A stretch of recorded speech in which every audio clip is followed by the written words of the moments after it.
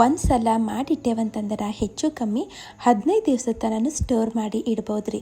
ಸಂಜೆಗೆ ಚಾ ಸರಿ ತಿನ್ಲಕ್ಕಾಯ್ತು ಇಲ್ಲ ಜರ್ನಿ ಮಾಡೋ ಟೈಮ್ನಾಗ ತಿನ್ಲಕ್ಕಂತೂ ಭಾರಿ ಅಂದ್ರೆ ಭಾರಿ ಇರ್ತಾವ್ರಿ.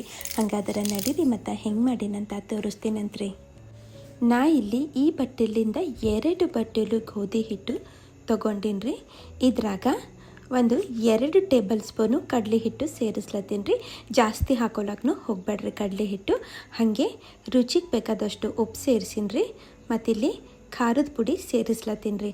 ಹಾಗೆ ಸ್ವಲ್ಪ ಅರ್ಶಿಣ ಪುಡಿನೂ ಹಾಕ್ಬಿಡ್ತೀನಂತ.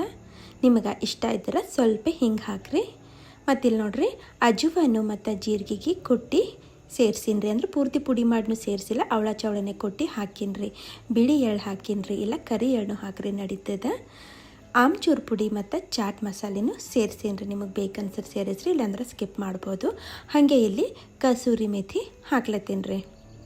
ಇವೆಲ್ಲ ಮಸಾಲೆಗಳು ಹಾಕಿದಾದ್ಮೇಲೆ ಒಣಾದೆ ಏನು ಮಾಡ್ತೀನಿ ರೀ ಅಂತಂದ್ರೆ ಹಿಟ್ಟು ಹಿಂಗೆ ಕಲಿಸ್ಕೊತೀನಂತ. ಈಗ ಎಲ್ಲ ಕಲಸಾದ್ಮೇಲೆ ಇದ್ರಾಗ ನಾವು ಎಣ್ಣೆ ಹಾಕಬೇಕಾಗ್ತದೆ ರೀ. ಸ್ವಲ್ಪ ಜಾಸ್ತಿನೇ ಎಣ್ಣೆ ಸೇರಿಸ್ಲತ್ತೀನಿ ರೀ.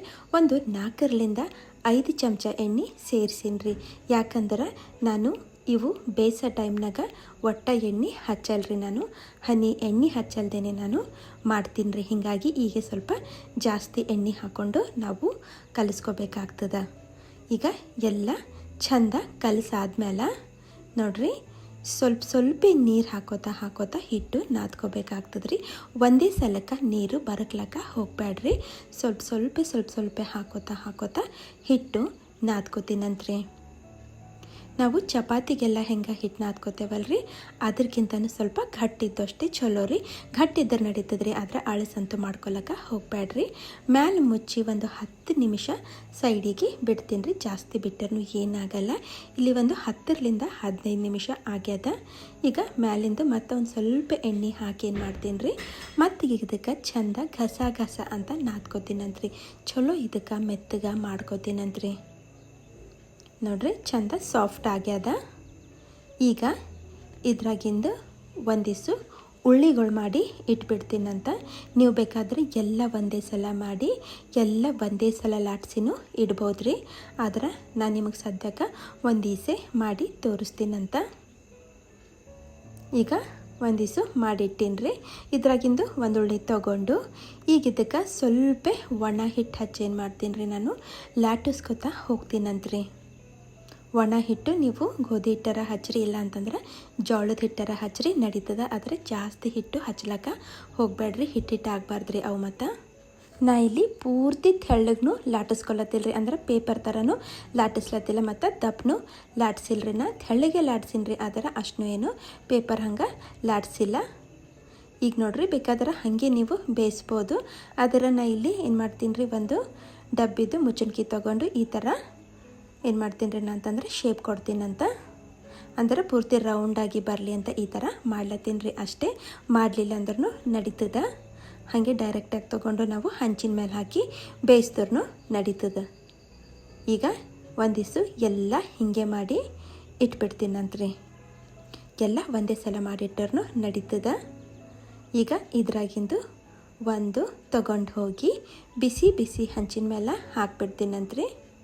ಹಂಚು ಚಲೋ ಬಿಸಿ ಆಯ್ತಂದ್ರೆ ನಾವು ಪೂರ್ತಿ ಉರಿ ಸಣ್ಣದಿಟ್ಟೆ ಇವು ಬೇಯಿಸ್ಕೊತಾ ಹೋಗ್ಬೇಕಾಗ್ತದೆ ರೀ. ಸ್ವಲ್ಪ ಇಲ್ಲಿ ನಮ್ಗೆ ಪೇಷನ್ಸ್ ಬೇಕಾಗ್ತದೆ. ಯಾಕಂದ್ರೆ ಇವು ಚಲೋ ಕ್ರಿಸ್ಪಿ ಆಗಬೇಕಲ್ರಿ, ಅದಕ್ಕೆ ನಾವು ಹಿಂಗೆ ಇದಕ್ಕೆ ಪಲ್ಟಾಸ್ಕೊತಾ ಬೇಯಿಸ್ಬೇಕಾಗ್ತದೆ ರೀ. ಮತ್ತು ನಾವಿಲ್ಲಿ ಇದಕ್ಕೆ ಉಬ್ಲಕ್ಕ ಬಿಡಬಾರ್ದ್ರಿ, ಅಂದ್ರೆ ಗುಳಿಗಳು ಬರಬಾರ್ದು.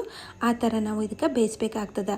ಅದಕ್ಕೆ ನಾ ಏನು ಮಾಡ್ತೀನಿ ರೀ, ಒಂದು ಬಟ್ಟೆ ತೊಗೊಂಡು ಹಿಂಗೆ ಒತ್ಕೋತಾ ಬೇಯಿಸ್ತೀನಂತ್ರಿ. ಹಂಚು ದೊಡ್ಡದಿತ್ತಂದ್ರೆ 2 ಇಲ್ಲ 3 ಒಟ್ಟಿಗೆ ನಾವು ಬೇಯಿಸ್ಕೋಬೋದ್ರಿ, ನಡೀತದೆ. ನೋಡ್ರಿ ಒಟ್ಟು ಅದಕ್ಕೆ ಉಬ್ಲಕ್ಕ ನಾವು ಬಿಡಬಾರ್ದು. ಎಲ್ಲ ಕಡೆ ಈವನ್ ಆಗಿ ಹಿಂಗೆ ಪ್ರೆಸ್ ಮಾಡ್ಕೋತಾ 2 ಮಗ್ಗುಲ ನಾವು ಬೇಯಿಸ್ಬೇಕಾಗ್ತದ್ರಿ. ಹಿಂಗೆ ಮಾಡೋದ್ರಲಿಂದ ಚಲೋ ಕುರ್ಕುರ್ನೂ ಆಗ್ತದ್ರಿ ಮತ್ತು ಟೇಸ್ಟ್ನು ಚಲೋ ಬರ್ತದ್ರಿ. ಈಗ ಎರಡಕ್ಕೂ ಅದೇ ಥರ ನಾನು ಪಲ್ಟಾಸ್ಕೊತಾ ಹಿಂಗೆ ಬಟ್ಟೆ ತೊಗೊಂಡು ಒತ್ಕೋತಾ ಏನು ಮಾಡ್ತೀನಿ ರೀ, ಈ ಥರ ಬಣ್ಣ ಬರತನ ಬೇಯಿಸಿ ತೆಗೆದಿಡ್ತೀನಂತ್ರಿ. ನೋಡ್ರಿ ಏನು ಮಸ್ತ್ ಆಗ್ಯಾವ ಅಂತ ನಿಮಗೆ ಕಾಣಿಸ್ಲತ್ತಿರ್ಬೇಕ್ರಿ. ನಾನು ಒಂದು ಹನಿ ಎಣ್ಣೆನೂ ಇಲ್ಲಿ ಹಚ್ಚಿಲ್ರಿ. ಬೇಕಾದ್ರೆ ನೀವು ಹಚ್ಬೋದು ಎಣ್ಣೆ. ಭಾಳ ದಿವ್ಸದ ತನಕ ಸ್ಟೋರ್ ಮಾಡಿ ಇಡ್ಲಾಕ ಆಗಲ್ರಿ, ಒಂಥರ ವಾಸನೆ ಬಂದುಬಿಡ್ತಾವೆ. ಹೀಗಾಗಿ ಎಣ್ಣೆ ಹಚ್ಚಲ್ದೇ ಮಾಡಿದ್ರೆ ಭಾಳ ಚಲೋ ಆಗ್ತಾವ್ರಿ. ನೋಡಿರಿ ಎಲ್ಲ ಮಾಡಿ ಮತ್ತು ಬೇಯಿಸಿ ತಂದೀನಿ. ಮಸ್ತ್ ಕುರ್ಕುರ್ ಆಗ್ಯಾವ್ರಿ, ತಿನ್ಲಾಕ್ನು ಅಷ್ಟೇ ಟೇಸ್ಟಿ ಆಗ್ಯಾವ್ರಿ. ಮಾಡಿ ನೋಡಿರಿ. ಮತ್ತು ಸಿಗ್ತೀನಿ ರೀ. Thank you.